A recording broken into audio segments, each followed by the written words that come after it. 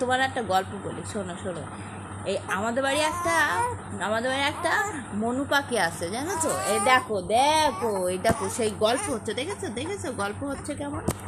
সেই মনু পাখিটা কী করে জানো তো?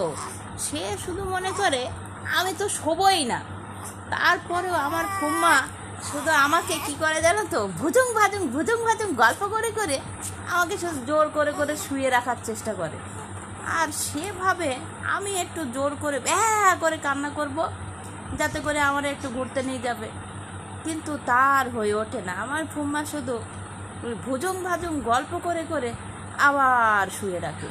আর আমিও কি পাগল, আমিও কি একটা দুট্টু, সেই ভুজুং ভাজুং গল্প শুনে শুধু শুয়ে থাকি, চুপ হয়ে যাই।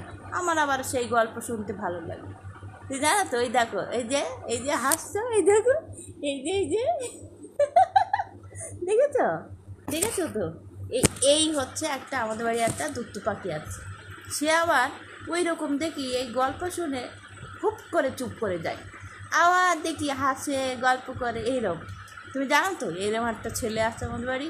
তো এই ছেলেটা আবার কেমন জানো কি? এই তোমার মতো, এই ছেলেটার মতো দেখতে, বুঝেছো?